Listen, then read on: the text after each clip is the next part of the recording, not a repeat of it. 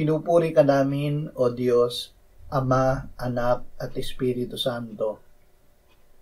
Salamat, Ama, na ibinigay mo sa amin si Jesus na iyong anak, na namatay para sa aming kasalanan, iyong muling binuhay, iniakyat at iniluklok sa iyong kanan sa langit.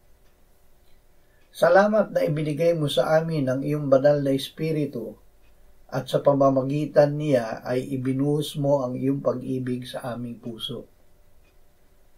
O banal na Espiritu, ikaw ang nagbibigay buhay, ang aming laman ay walang anumang pakinabang. Salamat, Panginoong Hesus, na ang mga salitang sinabi mo ay Espiritu at buhay. Salamat na ikaw na aming buhay at ilaw ay nananahan ngayon sa amin. Amen.